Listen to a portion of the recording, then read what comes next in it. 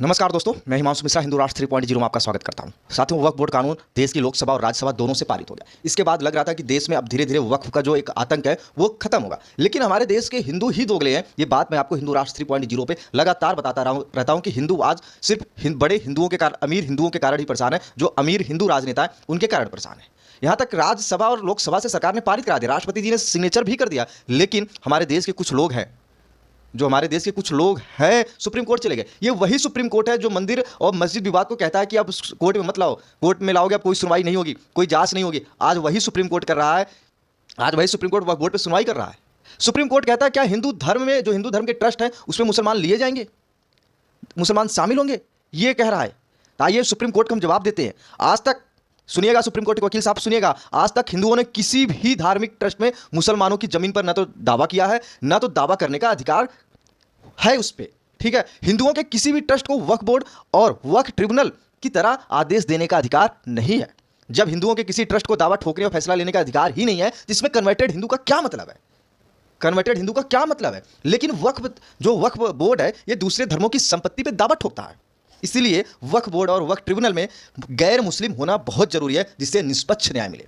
हिंदुओं के धार्मिक ट्रस्ट सिर्फ अपने धर्म स्थल की धार्मिक व्यवस्था को देखते हैं, तो उसमें मुसलमानों की क्या जरूरत है? सुप्रीम कोर्ट के जज साहब, आप इसका जवाब दीजिए, क्या मतलब है मुसलमानों का?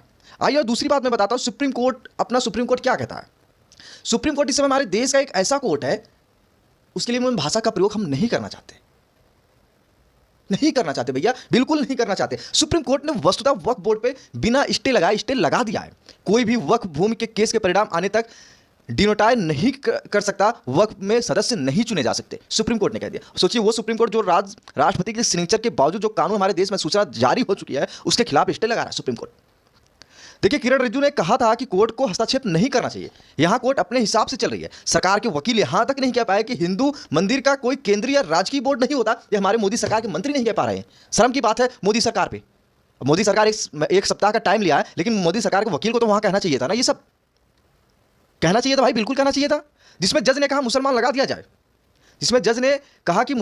दिया जाए, मंदिर कमेटी की उचित समकक्ष मस्जिद इंतजामिया कमेटी है, ना कि वक्फ बोर्ड है। ये सुप्रीम कोर्ट के जज कह रहे हैं। वो यहां नहीं बता पाए कि कई मंदिर आयोजक, सुप्रीम कोर्ट में हमारे जो सरकार के वकील हैं वो ये नहीं बता पाए कि कई मंदिर और आयोजन ऐसे हुए हैं जहां मुसलमान और ईसाई मंदिर प्रबंधक या कुंभ में अध्यक्ष बने हैं। सुप्रीम कोर्ट में सरकार के वकील नहीं बता पाए कि आजम खान अध्यक्ष थे।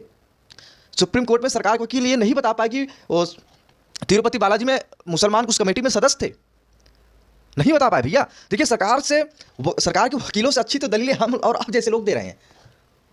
हम लोग ट्विटर पे हो, इंस्टाग्राम पे हो, फेसबुक पे हो, यूट्यूब पे हो, सरकार के जो प्रवक्ता हैं, सरकार के नेता, सरकार के जो वकील हैं, उनसे अच्छी दलील तो हम और आप दे रहे हैं।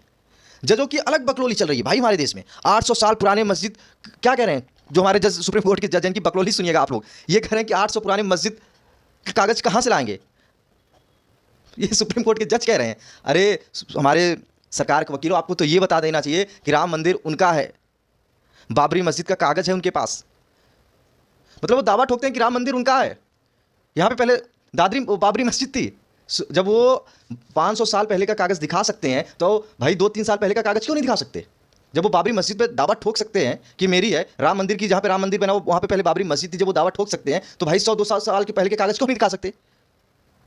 जज को यहां तक नहीं पता कि मस्जिद हो या मंदिर, सबको अपनी भूमि का निबंधन कराना ही होता है। नहीं करा है तो उस मस्जिद या मंदिर की समस्या है, सरकार का ये समस्या नहीं है कि आपने निबंधन कराया कि नहीं कराया। ये सरकार नहीं देखेगी, मस्जिद और मंदिर की कमेटी देखेगी। क्या हर उस मंदिर को जज यही करके छोड़ देगा? ये तो प्राचीन है, इसका कोई परिणाम नहीं है, कहां से आएगा?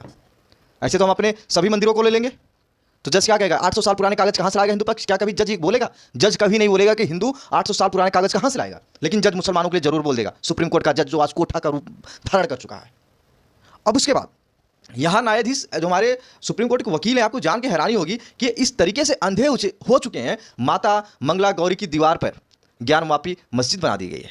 उनको ये नहीं दिख रहा है कि साफ मंदिर दिख रहा है कि मंदिर के ऊपर मस्जिद बना दी गई है। ये हमारे सुप्रीम कोर्ट के जजेस को नहीं दिखता है, लेकिन उसको ये दिखता है कि बेचारा मस्जिद का कागज कहाँ दिखाएगा, ये तो 800 साल पुराना है, जबकि दीवारें चीख रही हैं और कह रही हैं कि ये मंदिर है। हमारे सुप्रीम कोर्ट के जजेस और वकील पता ना क्या सोच रहे हैं, समझ में नहीं आ रहा। और खासकर वो जो, और आपको जान के हैरानी होगी, जो वक्फ बोर्ड के खिलाफ लड़ रहे हैं ना, वक्फ बोर्ड के लिए जो लड़ रहे हैं कि वक्फ बोर्ड खत्म नहीं होना चाहिए। वो साले हिंदू हैं, वो कायर हिंदू हैं।